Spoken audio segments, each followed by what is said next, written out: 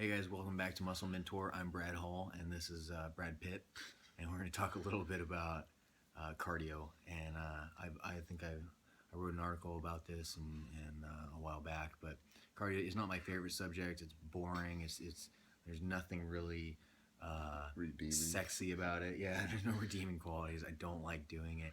You, it's it's great for your health.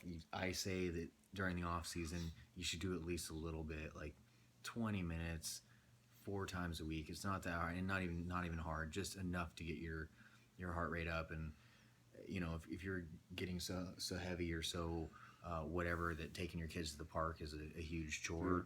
In I mean, private. I'm talking about someone else that I know. Not Brad Pitt. Yeah, not you, Brad Pitt. This guy Justin. So This much rounder face version of he doesn't have a chiseled face zero, like yours, the giant nose, right? chinless, small chap version of Brad Pitt. So anyway, cardio in the off season, do it for your health. But cardio for losing fat, the way I like to set it up is I kind of like to cycle cardio, and the reason being is, first of all, you need to get to know your body. If you're someone who's going to need a lot of cardio, you're going to figure it out pretty quick, because when you start low and nothing happens, you're going to know that you're going to need to bump it up a notch. Butt in real quick, and then Yeah. That's one thing I always say, that I always preach, that metabolism doesn't vary that dramatically. I always think it's more, how active someone is, how big their appetite is, but their actual basal metabolic rate doesn't vary that much. But one thing I have seen that does vary dramatically is people's response to cardio, and how some people start doing cardio and fat seems to melt off them. Some people, probably people who are much less likely to oxidize fat for typical types of exercise, cardio doesn't have that same effect. And so cardio is something that you will notice whether you're a responder or not, and whether or not you're going to be needing to do a ton of it or a smaller ton. Yeah. So I like to start out real short bouts, and the way that I kind of do things is I do first we'll start with HIIT, or high intensity interval training. You can kind of set that up however you want. If you're out of shape, do like 2 minutes at a moderate pace, and then 1 minute, jacking the intensity up high so your heart rate gets way up, and then repeat that, come back down for that 2 minutes, 1 minute high intensity, and we'll start pretty low, about 20 minutes or something like that.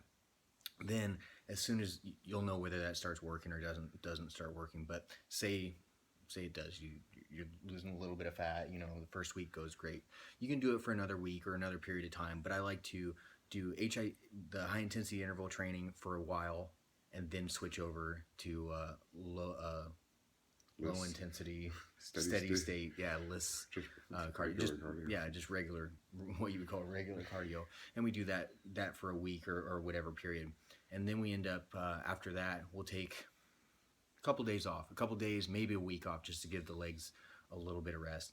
And the other thing is, when I like to do cardio, or the days when we do cardio, are going to be the days that are lower calorie days. So if you're doing like a cyclical diet, whether it's cyclical calories or carbs, or however that's, you set that up, or your coach sets that, well, if you have a coach, he'll do that. But whatever it is that you're doing, on the days where you have the lower calories, that's the best time to kind of ramp up your cardio or your activity, for fat burning, because you are in an environment where your body's gonna want to burn fat, and you're not gonna have those extra calories that are gonna keep you from doing that.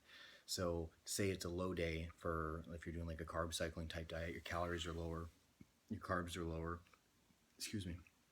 And so by adding that cardio in, you're going to burn more fat that day than just what you would by having those lowered calories. One last little kind of tidbit is, on those same days, especially at the beginning, that's when I would take, if you're going to take any type of fat burner or even caffeine or stimulants, that's the day I do it on. Keep your appetite in check, give you a little bit of a metabolic boost, and hopefully burn even more calories during the time that you're doing cardio. Excuse me. I used to be more of a proponent of lists years ago. I've changed completely over the last 6 or 8 years, and I follow much. I use high intensity interval training cardio Also, I typically start also with 20 minutes, 3 to 4 times a week. In off season, I use LIST cardio. Pre-contest, it's always high intensity interval training to begin with. What I typically do is start with 20 minutes, build up to 30 minutes if a client needs it, and then the most I tend to ever do high intensity interval training in one session is 45 minutes. And then if we have to do cardio beyond that, if the person's diet's already strict enough where we really don't want to push calories any lower, I'll add in a second session of steady state cardio or LIST cardio. In some cases, we do have to go up to an hour a day of high intensity interval training. But that's a person by person. So I'll say my reason for liking high intensity interval training is that cardio is actually a pretty piss poor method of burning calories. I mean, you can sit there on the treadmill for 30 minutes and burn a few hundred calories at, in a good state. If you're a small woman, you can burn even less. So one yogurt can have 200 calories, and so it's cardio isn't that great of a calorie burner. What makes high intensity interval training a good calorie burner is going into EPOC, elevated post exercise oxygen consumption, which means a period after the cardio, you're oxidizing fat at a higher rate for a long period of time, burning higher calories, burning higher fat throughout the day when you do the cardio. That's why I like to use it. Yeah. So these are they're meant to be little tools to help carve out those details. It's not supposed to be your heavy hitter. Cardio isn't supposed to be your heavy hitter for fat. That's where the diet should be doing most of that work. And if you're training hard and your diet's kind of set up right, then cardio, and with your body type, you may have to do more than the scrawny guys like me who don't have to do a ton, but I still have to do it. Yeah. So if you notice your body type,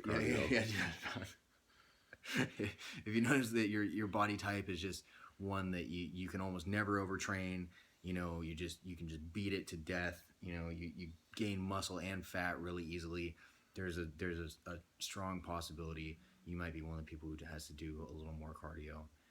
But luckily for you also aren't going to burn off every ounce of muscle that you have trying to get lean. Maybe.